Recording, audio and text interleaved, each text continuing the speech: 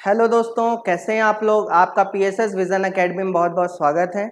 जैसा कि आज आप लोग को तो पता ही है कि आज दशहरा है, तो दशहरे की बहुत बहुत आप लोग को हार्दिक शुभकामनाएं।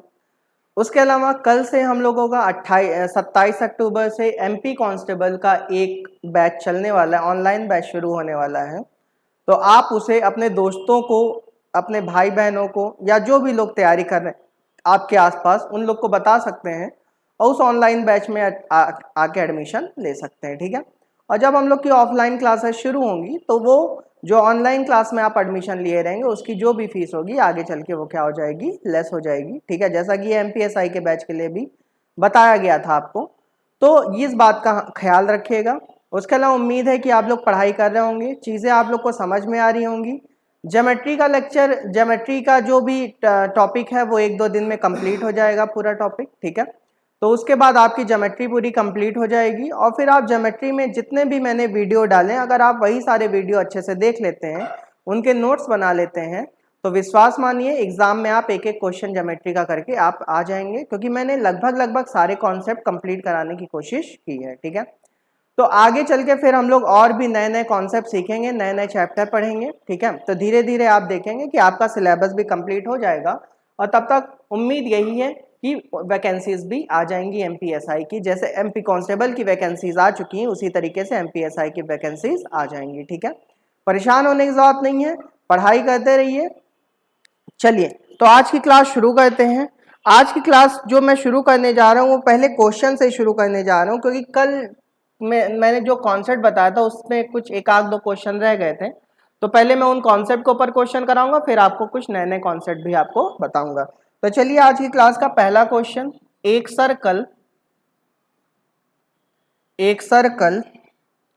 त्रिभुज ए बी सी की भुजा, एक सर्कल त्रिभुज ए बी सी की भुजा A B comma B C comma C A को क्रमशः एक सर्कल त्रिभुज ए बी सी की भुजा A B comma B C comma C A को क्रमशः P comma Q comma R पर टच करता है, मतलब स्पर्श करता है।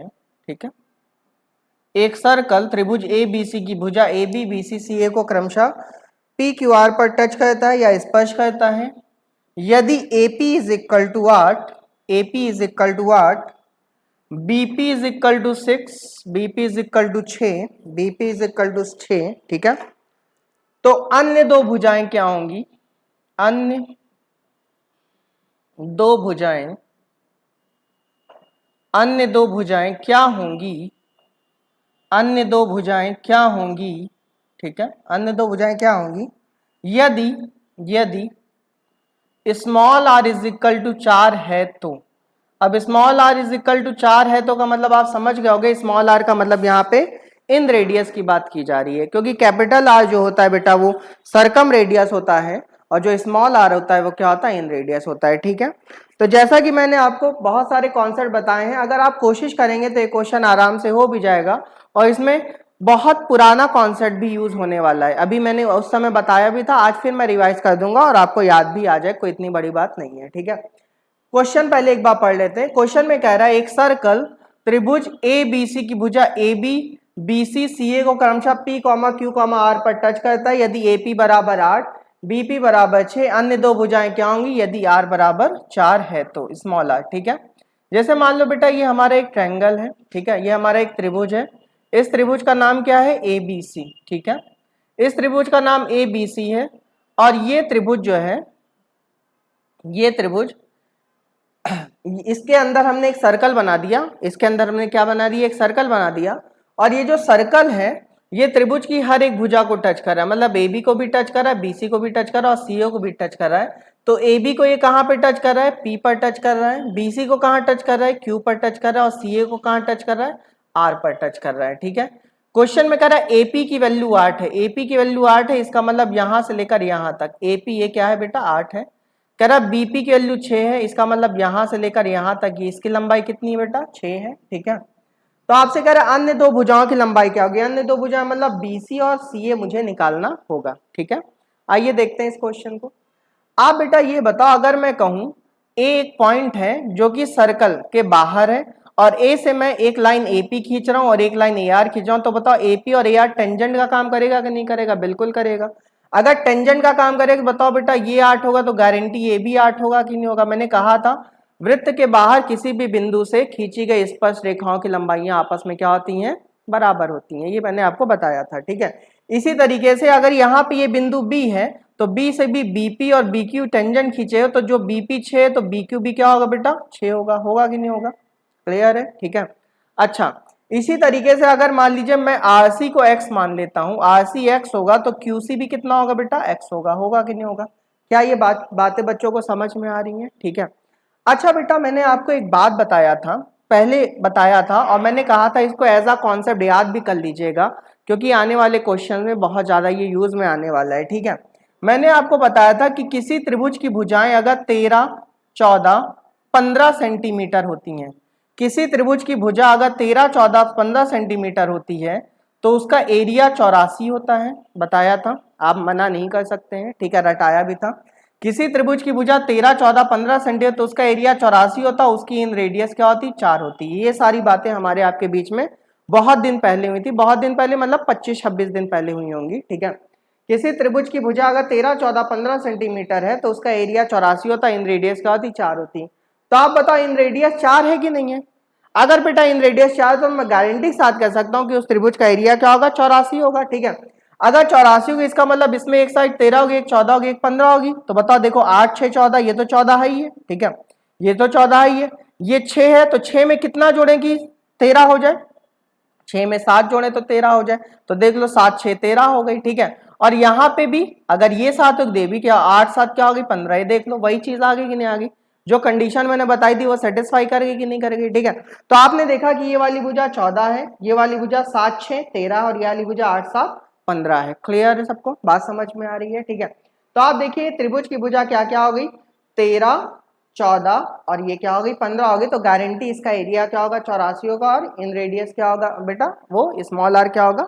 4 होगा। बात समझ गए? क्लियर है सबको? ठीक है। अच्छा अच्छा मेरे भाई एक बात बताऊं, क्या मुझसे पूछा गया इसकी अन्य दो भुजाएं बतानी है।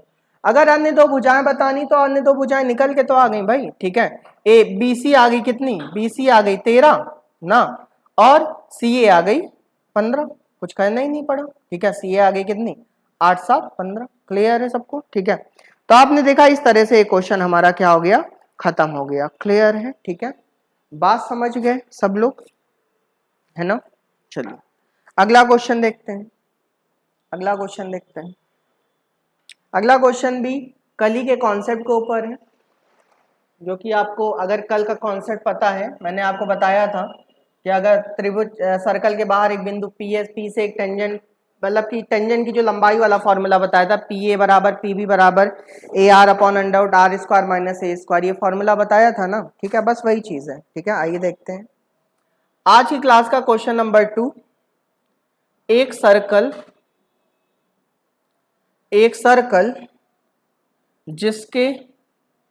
जिसके कॉर्ड का मतलब क्या होता है? जीवा।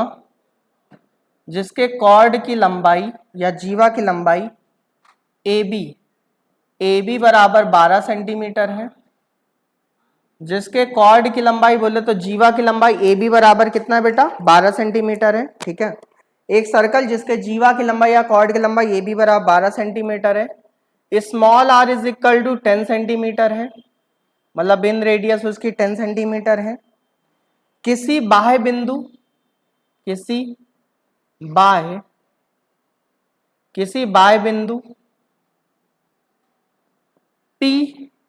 से किसी बाह्य बिंदु P से इस पर दो टेंजेंट मतलब दो स्पर्श रेखाएं, किसी बाह्य बिंदु P से इस पर दो टेंजेंट मतलब दो स्पर्श रेखाएं PA तथा PB खींची गई। किसी बाह्य बिंदु P से इस पर दो टेंजेंट PA तथा PB खींची गई तो PA और PB का मान क्या होगा? मतलब जो दो टेंजेंट आप खींच रहे हैं उन दोनों टेंजेंट का लंबाई क्या होगा ये आपको बताना है, ठीक है। क्वेश्चन में कह रहा था भाई कि एक सर्कल है जिसके कॉर्ड की लंबाई ए बी बराबर 12 सेंटीमीटर है, स्मॉल आर बराबर 10 सेंटीमीटर है। किसी बाह्य बिंदु P से इस पर खींची गई दो टेंजेंट P और PB खींची गई, तो P और PB की लंबाई क्या होगी? ठीक है, कोई दिक्कत नहीं है। आइए सबसे पहले डायग्राम हम बना लेते हैं। जैसे मान लो मेरे भाई ये एक सर्कल है, ठीक है, इसके बाहर मैंने एक बिंदु P ले लिया, P से मैंने एक टेंजेंट खींची PA और एक दूसरी टेंजेंट खींची PB ना, ठीक है। इसके अंदर सर्कल है, सर्कल का सेंटर भी होगा, सेंटर से ए को मिला दिया और सेंटर से बी को मिला दिया, तो पक्का ये किसका काम करेगा? रेडियस का। और क्वेश्चन में रेडियस दे रखी कितनी है? 10 सेंटीमीटर है, तो ए बी 10 होगा, ए बी क्या होगा? 10 होगा। और ए को बी से मिला दिया तो ए बी क्या होगा? जीवा होगी कि नहीं होगी? और ए बी जीवा की लंबाई भी हमें दे रखी कितनी? 12 सेंटीमीटर। पूरी जीवा की लंबाई कितनी है? 12 है, ठीक है, क्लियर है सबको? ठीक है, पूरी जीवा की लंबाई कितनी है? 12 है, ठीक है। और जो 12 होता था वो आपको पता है 2a के बराबर होता था कि नहीं होता था? बताया था मैंने, ठीक है। जो 12 होता था कल की क्लास मैंने बताया था वो 2a के बराबर होता था।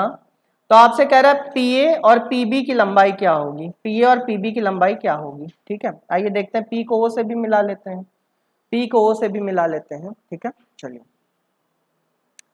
देखो, पहली बात तो यहाँ स्मॉल आर की वैल्यू देखो, तो स्मॉल आर होगा 10। अगर 2a बराबर 12 है तो a बराबर क्या होगा? 6 होगा। और मैंने कल आपको फॉर्मूला बताया था कि जो PA होगा वो PB के बराबर होगा, क्योंकि मैंने ये बता रखा है आपको कि वृत्त के बाहर किसी बिंदु P से चाहे तुम जितनी भी स्पर्श रेखाएं वृत्त के ऊपर खींच दो, वो सारी स्पर्श रेखाओं की लंबाई आपस में क्या होती है? बराबर। वैसे दो ही खींची जा सकती है, ठीक है। चलिए, तो P और PB के मैंने फॉर्मूला बताया था कल, AR upon under root R square minus A square बताया था, ठीक है। तो बताओ A की वैल्यू कितनी बेटा? 6 है। R की वैल्यू कितनी है? 10 है, divided by under root R का स्क्वायर। 10 का स्क्वायर 100 होता है और 6 का स्क्वायर क्या होता है? 36 होता है, ठीक है। तो बताओ यहाँ पे PA बराबर PB इज इक्वल टू क्या हो जाएगा? 6 धाम 60 और बटे 100 में 36 गया, 64 बटा अंडर 64 की वैल्यू क्या होती है? 8 होती है। तो इसको करोगे तो कितना आ गया? 8 सत्ते 56 और 8 पंचे 40, ठीक है। तो PA भी 7.5 आ गया, PB की भी कितना आ गया? 7.5 आ गया। क्लियर है सबको? बात समझ में आ रही है, ठीक है। चलिए, तो उम्मीद है कि आपको ये बात समझ में आ गई होगी और यही इस क्वेश्चन में पूछा भी गया था, ठीक है। चलिए, अच्छा, कभी कभी आपसे ये पूछ लेता है कि ये जो ओ ए PB देख रहे हो ना, ओ ए पी बी जो बन रहा है उसका एरिया क्या होगा? एरिया, ठीक है। कभी कभी आपसे ये भी पूछ सकता है कि जो ओ ए पी बी बन रहा है उसका एरिया क्या होगा? ओ ए पी बी का एरिया क्या होगा? ये जो क्वाड्रिलेटरल बन रहा है इसका एरिया क्या होगा? ठीक है, तो आपको कुछ नहीं करना, आपको ऊपर वाले त्रिभुज का एरिया निकाल देना, नीचे वाले त्रिभुज का एरिया निकालना, दोनों को क्या कर देना? जोड़ देना है, ठीक है। तो वो तो आराम से निकाल सकते हो। आपको कल मैंने बताया था कि वृत्त के केंद्र से स्पर्श रेखा के स्पर्श बिंदु को मिलाने देगा कितना बना? 90 डिग्री बनाती है। तो बताओ ये राइट एंगल ट्रायंगल बन गया कि नहीं बन गया? अगर ये राइट एंगल ट्रायंगल बन गया तो एरिया क्या होगा? हाफ बेस इंटू परपेंडिकुलर, क्योंकि 90 के सामने तो कर्ण होता है, ठीक है। तो अगर मैं इसका एरिया देखूं तो क्या होगा? हाफ 7.5 इंटू क्या होगा बेटा? 10 होगा, ठीक है। लेकिन ये तो क्या ऊपर वाले का एरिया आया है, लेकिन नीचे वाले का भी एरिया निकालो तब भी तो वही होगा ना। तो कुछ नहीं करो, बस जो ये इक्वेशन है इसको 2 से क्या कर दो? गुणा कर दो, और 7.5 को 10 से मल्टीप्लाई कराओगे तो आंसर क्या आ गया? 75 सेंटीमीटर स्क्वायर। कितना आ गया? 75 सेंटीमीटर स्क्वायर। तो आपने देखा कितने आसानी से क्वेश्चन आपके सामने मैंने करके दिखा दिया, ठीक है। चलिए, अब अगला क्वेश्चन देखते हैं। अगला क्वेश्चन क्या? पहले अगले कुछ कॉन्सेप्ट हम देख लेंगे, फिर उसके ऊपर हम लोग क्या देखेंगे बेटा? क्वेश्चन देखेंगे। चलिए, अगले कुछ कॉन्सेप्ट देख लेते हैं। आइए, तो आज की क्लास का अगला कॉन्सेप्ट है,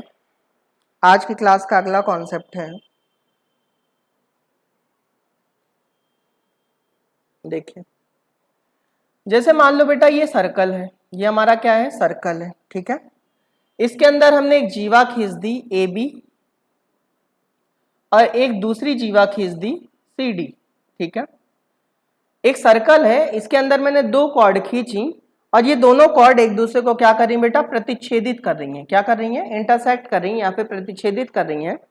एक सर्कल है, इस सर्कल के अंदर मैंने 2 कॉर्ड खींच दी, एक कॉर्ड खींची AB, एक जीवा AB खींची और एक जीवा CD खींची, और ये दोनों जीवाएं ए बी और सी डी एक दूसरे को पी बिंदु पर क्या कर रही हैं, इंटरसेक्ट कर रही हैं या फिर प्रतिच्छेदित कर रही हैं। ठीक है, तो हम लोग क्या करेंगे, इसमें कॉन्सेप्ट होता है आपने पढ़ा भी होगा, ठीक है, कि जब भी वृत्त के अंदर दो जीवाएं एक दूसरे को प्रतिच्छेदित करती हैं तो क्या होता है, पीए का, देखना ध्यान से देखना बेटा, जहां इंटरसेक्शन पॉइंट है वहां से सरकमफेरेंस तक जो पॉइंट जा रहा है वहां तक की दूरी ली जाती है हमेशा। ठीक है, पीए, ठीक है, पीए का पीबी के साथ मल्टीप्लीकेशन और पीसी का पीडी के साथ मल्टीप्लीकेशन आपस में क्या होगा, बराबर होगा। यह बात हमेशा ध्यान रखनी है आपको। ठीक है, अगर वृत्त के अंदर दो जीवाएं एक दूसरे को इंटरसेक्ट कर रही हैं, अगर सर्कल के अंदर दो जीवाएं एक दूसरे को इंटरसेक्ट कर रही हैं किसी बिंदु P पर, तो P से लेकर A तक की दूरी, P से लेकर B तक की दूरी, P से लेकर C तक की दूरी और P से लेकर D तक की दूरी का मल्टीप्लिकेशन आपस में क्या होता है, बराबर होता है। मतलब PA into PB is equal to PC into क्या हो जाएगा, PD हो जाएगा। क्लियर है? ठीक है, चलिए अगली बात करते हैं। अगली बात, एक अगला कॉन्सेप्ट देखते हैं। जैसे मान लीजिए ये हमारा एक सर्कल है, ठीक है, इसके अंदर हमने एक जीवा खींची ए बी और एक जीवा खींची सी डी। ठीक है, लेकिन अब ये दोनों जीवा एक दूसरे को सर्कल के अंदर प्रतिच्छेदित नहीं कर रही हैं, सर्कल के बाहर प्रतिच्छेदित कर रही हैं। कहां प्रतिच्छेदित करी बेटा, सर्कल के बाहर। ठीक है, ये दो जीवा है, एक ए बी जीवा और एक सी डी जीवा है। एक जीवा बेटा ए बी और एक जीवा सी डी है। ठीक है, और ये दोनों जीवाएं अब सर्कल के अंदर एक दूसरे को नहीं काट रही हैं, कहां पे काट रही हैं, सर्कल के बाहर एक दूसरे को काट रही हैं। ठीक है, तो कभी भी दो जीवा सर्कल के बाहर एक दूसरे को काटे तब भी वही कॉन्सेप्ट लगेगा, क्या, P से लेकर A तक की दूरी। ठीक है, P से लेकर A तक की दूरी और P से लेकर B तक की दूरी का मल्टीप्लीकेशन, P से लेकर C तक की दूरी और P से लेकर D तक की दूरी के मल्टीप्लीकेशन के क्या होगा बेटा, बराबर होगा। ठीक है, तो PA into PB is equal to PC into PD। देखिए गलती इसमें कहाँ होती है, आपसे गलती यहाँ पे होती है कि आप लोग PB इंटू BA कर देते हो, PD इंटू DC कर दो। बेटा वो कॉन्सेप्ट सही नहीं है। हमेशा जो भी दूरी लेंगे वो हमेशा कहाँ से लेंगे, जहां पे इंटरसेक्शन पॉइंट है वहां से लेकर सरकमफेरेंस तक की दूरी लेते हैं। ठीक है, तो P से लेकर A तक की दूरी, P से लेकर B तक की दूरी का मल्टीप्लीकेशन, P से लेकर C तक की दूरी और P से लेकर D तक की दूरी के मल्टीप्लीकेशन के क्या होगी बेटा, बराबर होगी। क्लियर है? उम्मीद है कि आप मेरी बात समझ पा रहे होंगे। चलिए एक अगला कॉन्सेप्ट देखते हैं। अगला कॉन्सेप्ट, जैसे मान लीजिए ये हमारा क्या है, एक सर्कल है, ये हमारा क्या है, एक सर्कल है। ठीक है, इसके अंदर, इसके बाहर मैंने एक पॉइंट P ले लिया। ठीक है, इस पॉइंट P से मैंने एक टेंजेंट खींचा PT, इस पॉइंट P से मैंने एक टेंजेंट खींचा PT। टेंजेंट का मतलब आप समझ रहे हैं, स्पर्श रेखा। ठीक है, और इसी पॉइंट P से मैंने एक स्पर्श रेखा मतलब कि वो कॉर्ड खींची P, मतलब ना PAB। ठीक है, बात समझ में आ रही है? ठीक है, इसी पॉइंट P से मैंने एक टेंजेंट खींचा PT और इसी पॉइंट P से मैंने एक कॉर्ड खींची PAB। क्लियर है? ठीक है, तो एक बात हमेशा ध्यान रखिएगा, जब भी P पॉइंट से आप एक टेंजेंट खींचते हो, P से एक कॉर्ड खींचते हो, तो PT का जो स्क्वायर होगा, मतलब जो PT टेंजेंट है उसका जो वर्ग होगा, PT का जो स्क्वायर होगा वो PA इंटू PB के मल्टीप्लीकेशन के क्या होगा, बराबर होगा। ठीक है, PT का जो स्क्वायर होगा, जो PT का स्क्वायर होगा वो PA इंटू PB के गुणनफल के क्या होगा, बराबर होगा। ये बात भी आपको हमेशा ध्यान रखनी है। क्लियर है सबको? बात समझ में आ रही बच्चों को? ठीक है, चलिए अगला बात करते हैं। अगला बात करें तो ये जो मैंने अभी अभी तीन कॉन्सेप्ट आपको बताए हैं, इन तीन कॉन्सेप्ट के ऊपर मैं आपको क्वेश्चन दिखा देता हूं कि इन तीन कॉन्सेप्ट के ऊपर कैसे कैसे क्वेश्चन आपसे पूछे जा सकते हैं। ठीक है, आइए आज की क्लास का क्वेश्चन नंबर ये शायद 3 है। ठीक है, देखो बेटा, जैसे मान लो ये एक सर्कल है, ये एक दूसरा सर्कल है, ये दोनों सर्कल एक दूसरे को इंटरसेक्ट कर रहे हैं और इसके बाहर एक बिंदु मैंने P ले लिया, इसके बाहर मैंने एक बिंदु P ले लिया। ठीक है, तो यहां पे कुछ इस तरह से है और कुछ इस तरह से है। ठीक, ये हमारा है, ये हमारा A है, ये B है, ये C है, ये D है, ये E है और ये F है। ठीक है, बात समझ में आ रही है। और आपसे कह रहा है PC बराबर 8 है, PB बराबर 12 है, PA बराबर 18 है, PF बराबर 8 है, तो D का मान क्या होगा ना। ठीक है, ये छोटा सा क्वेश्चन आपसे पूछ लिया।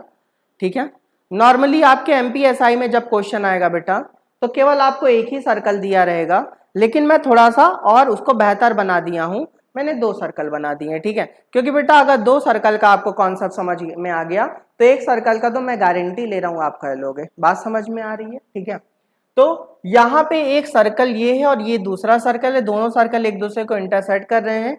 इन दोनों सर्कल के बाहर हमने एक बिंदु P ले लिया, P से मैंने एक जीवा खींची PCBA और दूसरी जीवा खींची PFED। ठीक है, तो आपसे कह रहा है इसमें PC का मान हमें पता है, PC मतलब ये PC का मान हमें पता है कितना है बेटा 8 है। ठीक है, PB का मान भी पता है कितना है 12 है, PB का मान भी पता है भाई कितना है 12 है। ठीक है, PA का मान भी पता है कितना है मेरे भाई, PA का मान भी पता मेरे भाई 18 है, PA का मान भी हमें पता है कितना 18 है। ठीक है, और PF का मान भी पता है कितना है बेटा 8 है, PF का मान भी पता है कितना है 8 है। ठीक है, तो आपसे कह रहा है D का मान निकालना है, किसका मान निकालना है, D का मान निकालना है। कोई दिक्कत नहीं, हम निकाल लेंगे। ठीक है, अभी बेटा ये वाला सर्कल भूल जाओ, ये वाला सर्कल भूल जाओ। ठीक है, अभी आपको केवल यहां तक के सर्कल को देखना है। ठीक है, अगर मैं यहां तक के सर्कल को देखूं तो बताओ क्या मैं जो लिख रहा हूं क्या मैं सही लिख रहा हूं।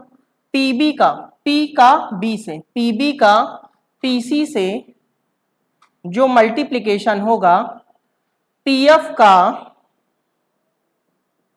PE से मल्टीप्लिकेशन के बराबर होगा। क्या ये बातें मैंने सही लिखी हैं? आपको ये बातें समझ में आ गई कैसे लिखी गई हैं? ठीक है भाई, PB का PC के साथ जो मल्टीप्लिकेशन होगा, PF का PE के साथ जो मल्टीप्लिकेशन होगा वो आपस में क्या होगा, बराबर होगा।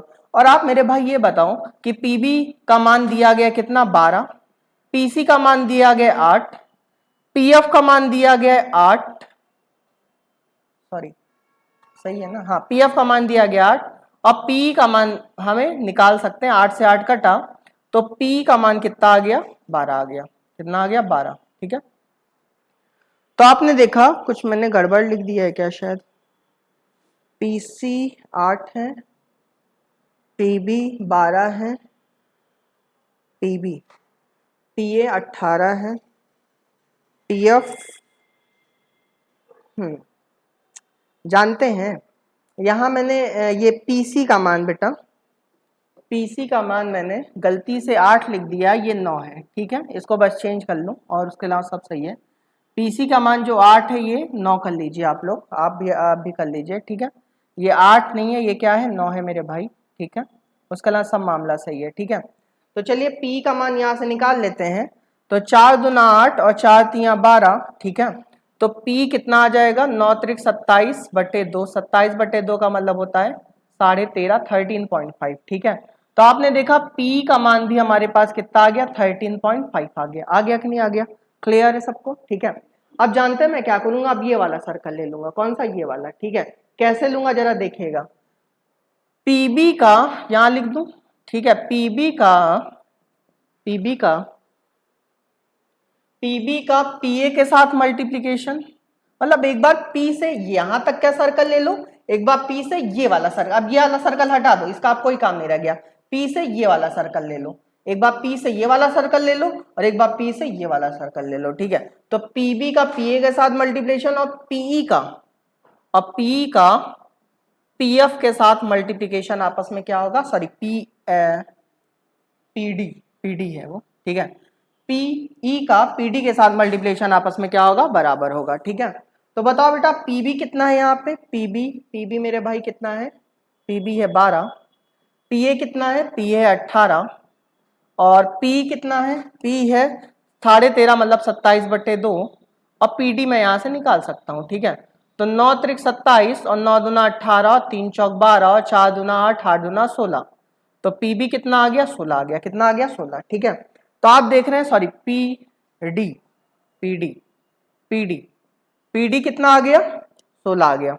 तो आपने देखा यहां से लेकर यहां तक की दूरी कितनी आ गई 16 आ गई। ठीक है, लेकिन आपको तो D निकालना था, तो डी कितना आएगा 16 में से, भाई आप देखो ये पूरी दूरी 16 है, ये पूरी दूरी 13.5 है, तो 16 में से 13.5 को क्या कर दो माइनस कर दो। ठीक है, 16 में से 13.5 माइनस करेंगे तो कितना आ जाएगा 2.5, और यही इस क्वेश्चन का क्या है आंसर है। ठीक है, तो इस क्वेश्चन का फाइनली आंसर क्या आ जाएगा 2.5 आ जाएगा। क्लियर है सबको, बात समझ में आ रही है। ठीक है, तो मैंने कुछ बोला नहीं है बेटा, बहुत ही आसान तरीके से मैंने आपको समझाने की कोशिश की है।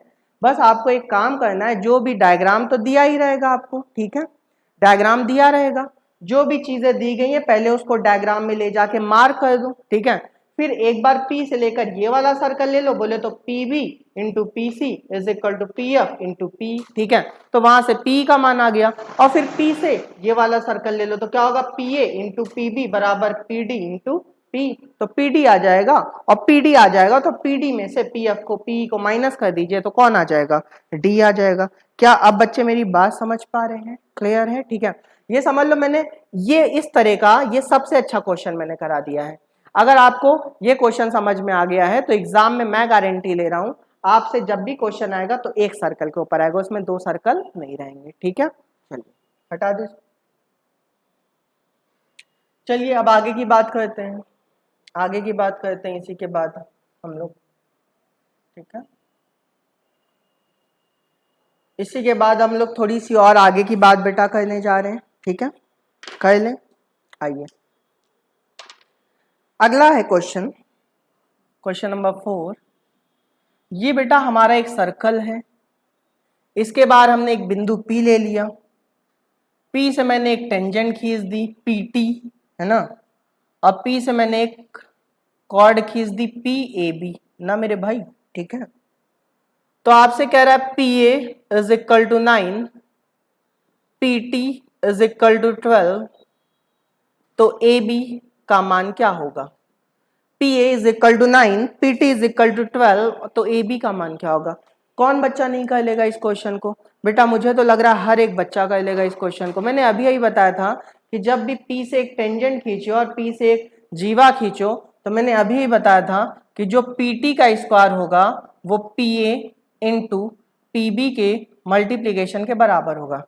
जो PT का स्क्वायर होगा वो PA इंटू PB के मल्टीप्लीकेशन के क्या होगा? बराबर होगा। ठीक है, अब PT आपको 12 दे रखा है, PA आपको 9 दे रखा है, और PB तो आप फाइंड कर सकते हो ना। तो बताओ PT 12 है तो इसको 12 गुणे 12 हम लिख लें, PA की वैल्यू 9 लिख ली, और PB हम फाइंड कर सकते हैं। ठीक है, तो ये 3 तिया 9, 3 चौक 12, 3 चौक 12, तो PB कितना आ गया बेटा? 4 चौक 16 आ गया। ठीक है, PB मेरे भाई कितना आ गया? 16 आ गया। लेकिन बेटा हमको तो AB निकालना है, अगर हमको तो AB निकालना है तो AB क्या हो जाएगा? 16 में से 9 घटा लो, कितना आ जाएगा? 7 आ जाएगा, और यही इस क्वेश्चन का आंसर है। ठीक है, यही इस क्वेश्चन का क्या है बेटा? आंसर है। क्लियर है? क्या आप बच्चे मेरी बात समझ पा रहे हैं? चलिए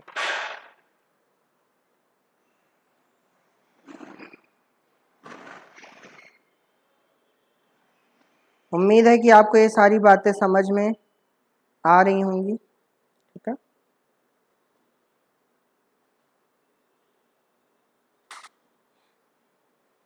इसको नोट कर लीजिए आप लोग पहले।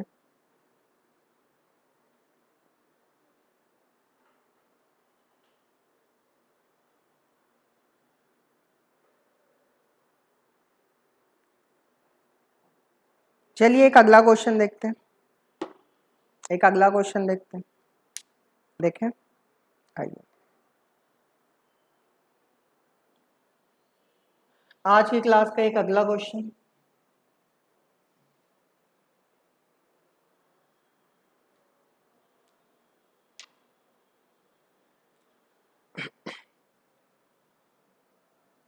त्रिभुज ABC एक समद्विबाहु त्रिभुज है। समद्विबाहु का मतलब समझ रहे हो ना? आइसोसेलेस ट्रायंगल है ना, मतलब जिसकी दो भुजाएं आपस में क्या होंगी? बराबर होंगी। ठीक है, जहां AB is equal to AC, जहां AB AC के बराबर है। एक सर्कल B से गुजरता है, एक सर्कल B से गुजरता है, मतलब बी से पास होता है, बिंदु बी से क्या होता है, पास होता है, एक सर्कल बी से गुजरता है। एसी के जो भुजा एसी होगी, एसी के मिड पॉइंट को, मिड पॉइंट मतलब मध्य बिंदु, एसी के मिड पॉइंट को टच करता है, टच करता है मतलब स्पर्श करता है। एसी के मिड पॉइंट को टच करता है मतलब मेरे भाई स्पर्श करता है, ठीक है। और बहुत ही सुंदर क्वेश्चन है ये। और ए बी को मतलब एक ही सर्कल देखिए क्या क्या कर डाल रहा है, नहीं, ए बी को पी पर काटता है, ठीक है। ए बी को पी पर क्या करता है, काटता है, ठीक है। मतलब पहले वो गुजरा, फिर छुआ और फिर काटा, बताइए, बहुत ही गड़बड़ बात है। आइए, तो कह रहा है क्वेश्चन में एपी रेशियो पीबी क्या होगा, एपी का पीबी के साथ रेशियो क्या होगा ये आपको बताना है, ठीक है। चलिए कोई दिक्कत नहीं है। आइए, इसका सॉल्यूशन मैं यहाँ पे दे रहा हूँ आपको। क्वेश्चन में कह रहा है कि त्रिभुज एबीसी एक समद्विबाहु त्रिभुज है, जहां ए बी ए सी के बराबर है। एक सर्कल बी से गुजरता है, एसी के मिड पॉइंट को टच करता है और ए बी को पी पर काटता है, तो एपी रेशियो पीबी क्या होगा, ठीक है। सबसे पहले ऐसा करते हैं कि हम सर्कल बना लेते हैं, ठीक है। ये सर्कल बना लिए, ठीक है, एक सर्कल बना लिया, ठीक है। और ये सर्कल जो मैंने बनाया उसमें कुछ ऐसे बनेगा, ठीक है, ये कुछ ऐसे बनेगा और ये, ठीक है। ये ए बी सी हमारा क्या है, एक ए बी सी हमारा क्या, एक त्रिभुज है, ठीक है। ए बी सी हमारा क्या बेटा, एक त्रिभुज है। ये ए बी सी हमारे एक त्रिभुज है और ये कैसा त्रिभुज है, समद्विबाहु, मतलब ये वाली भुजा इस वाली भुजा के क्या होगी, बराबर होगी, मतलब जो ए बी होगी वो ए सी के बराबर होगी। कह रहा है एक सर्कल बी से गुजरता है, ये देख लो, ये वृत्त बी से गुजर रहा है कि नहीं गुजर रहा है, ये सर्कल बी से गुजर रहा है। और कह रहा है एसी के मिड पॉइंट को टच करता है, मतलब ये जो एसी का मिड पॉइंट, मान लो ये डी है, ठीक है, मतलब ये डी जो है ये क्या है, मिड पॉइंट है। किसका मिड पॉइंट है, डी, एसी का। जो डी है वो मिड पॉइंट है, किसका मिड पॉइंट है, एसी का मिड पॉइंट है। क्लियर है सबको, ठीक है।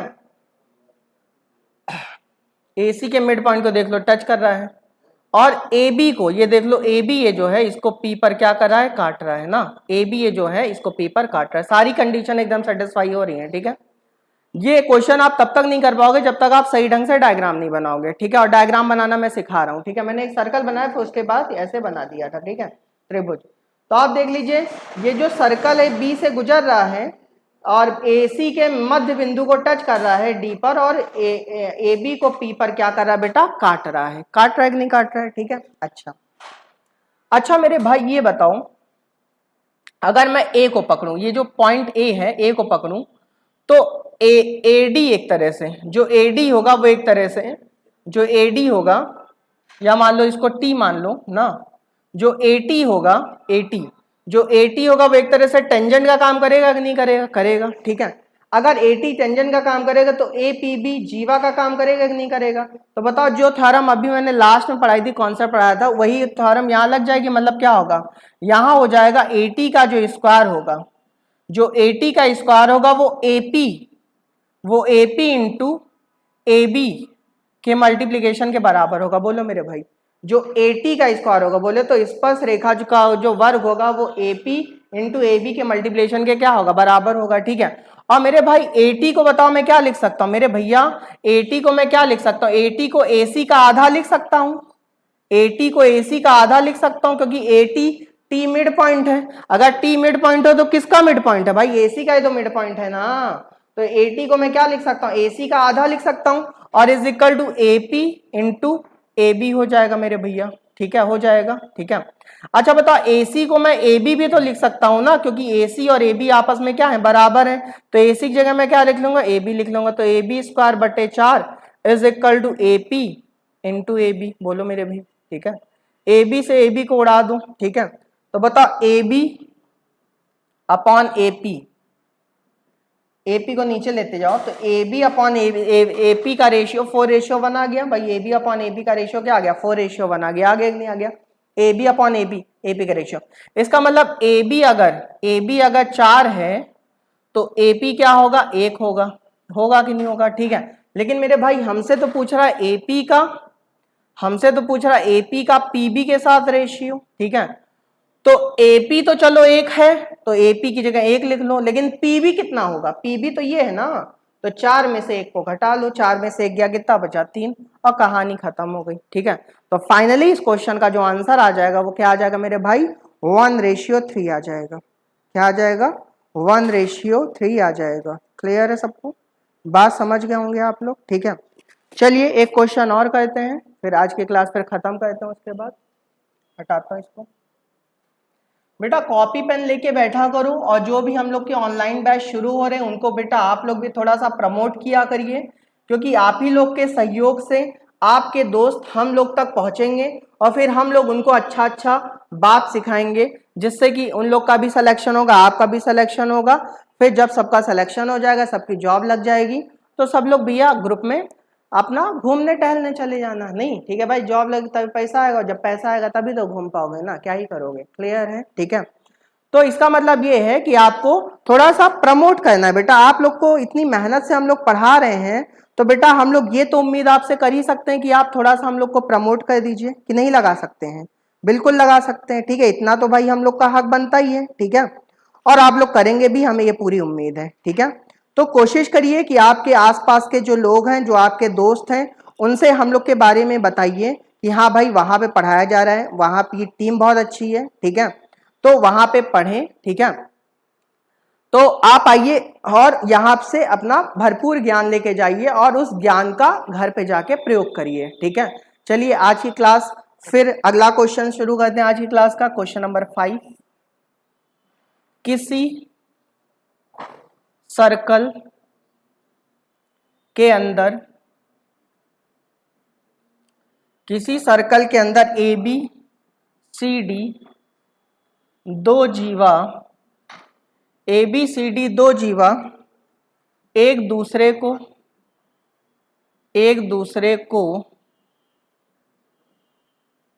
ई पॉइंट या बिंदु ई पॉइंट पर काटती हैं। किसी सर्कल के अंदर ए बी सी डी दो जीवा एक दूसरे को ई पॉइंट पर काटती हैं ना। ए बी सर्कल का व्यास है, बोले तो डायामीटर है, ठीक है। ए बी सर्कल का क्या है, डायामीटर है, ठीक है। ए बी सर्कल का डायामीटर है। सी डी ए बी पर लंब है, C D is perpendicular to A B, C D A B पर क्या है, लंब है, ठीक है, 90 डिग्री बना रहा है। ए ई बराबर 2 है, ए ई की वैल्यू 2 है। ए बी बराबर 10 है, ए बी बराबर 10 है। ई डी का मान क्या होगा, ई डी क्या होगा ये आपको बताना है। किसी सर्कल के अंदर ए बी और सी डी दो जीवाएं एक दूसरे को ई बिंदु पर काटती हैं। ए बी सर्कल का व्यास है, सी डी ए बी पर लंब है, ठीक है।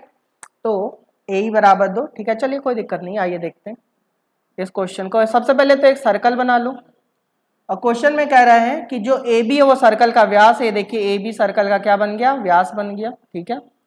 और ये भी कह रहा है सी डी ए बी पर लंब है, तो सी डी गारंटी ऐसे कुछ आएगा। बात समझ में आ रही है, ठीक है, बात समझ गए भाई। ए बी को हमने व्यास बना लिया, तो जो सी डी है वो सी डी क्या है, ए बी पर क्या है मेरे भाई, लंब है, क्या है, परपेंडिकुलर बना रहा है, ठीक है। और कहां पे काट रहा है, ई पॉइंट पर काट रहा है। कहां काट रहा है, ई पॉइंट पर काट रहा है, ठीक है। कह रहा है ए बराबर 2 है मेरे भाई, ये वाली लाइन, ये वाला जो है ये 2 है, ठीक है। ए बी बराबर 10 है, ए बी कितना है, ए बी 10 है। अगर ए बी 10 है तो ई बी 8 होगा कि नहीं होगा, बोलो भाई। ए बी 10 है तो ई बी क्या होगा, 8 होगा। क्लियर है, ठीक है। तो ईडी आपसे पूछ रहा है, ये ईडी पूछ रहा है, क्या पूछ रहा है, ईडी। तो ईडी को एक्स मान लेते हैं। अच्छा आपने कभी ना कभी सोचा होगा भाई, अगर ए बी व्यास है तो पक्का इस पे कहीं ना कहीं सेंटर पाया जाएगा। तो आप बताओ, वृत्त के केंद्र से जीवा पर डाला गया लंब जीवा को 2 बराबर भागों में बांटता है, ये मैंने बताया था भाई। सीधी सी बात है, मैं तो एक छोटी सी बात आपसे जानना चाह रहा हूँ कि अगर ए बी हमारा व्यास है तो यहाँ सर्कल का सेंटर ए बी पर ही पाया जाएगा। अगर ए बी पाया जाएगा तो आपको ये पता होना चाहिए कि वृत्त के केंद्र से जीवा पर डाला गया लंब जीवा को 2 बराबर भागों में बांटता है।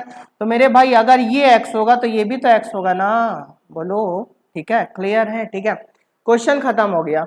फिर वही कॉन्सेप्ट आ गया कि सर्कल के अंदर दो जीवा एक दूसरे को काटती हैं तो क्या होता है, ई का ए तक की दूरी, ई से ए तक की दूरी और ई से लेकर बी तक की दूरी का मल्टीप्लीकेशन ई से लेकर सी तक की दूरी और ई से लेकर डी तक की दूरी के मल्टीप्लीकेशन के क्या होगा, वो बराबर होगा। भाई वही कॉन्सेप्ट तो मैंने बता दिया, नहीं बता दिया? ई का ए तक की दूरी, ई से लेकर बी तक की दूरी का मल्टीप्लिकेशन ई से लेकर सी तक की दूरी और ई से लेकर डी तक की दूरी के मल्टीप्लिकेशन के क्या होगा, बराबर होगा। और ई ए कितना है, 2 है, ई बी कितना है, 8 है, ई सी कितना x है, ई डी कितना x है, तो 16 बराबर एक्स स्क्वायर आ गया, तो x बराबर मेरे भाई आ गया 4। क्या आ गया, 4। तो यही हमारा क्या आंसर, तो ये 4 आ जाएगा। क्लियर है? तो ई डी की वैल्यू क्या आ गई, 4 आ गई। तो आपने देखा कितने मैंने अच्छे अच्छे कॉन्सेप्ट आपको बताए और कितने आसान तरीके से आपको सिखा डाला। ठीक है, उम्मीद है कि आपको सारी बातें समझ में आई होंगी। अगर आपको कोई भी चीज़ नहीं समझ में आती है तो आप यहाँ इंस्टीट्यूट आके भी आप हमसे मिल सकते हैं। उसके अलावा आप ग्रुप में भी हमसे क्वेश्चन पूछ सकते हैं, मैं बताने को तैयार हूँ।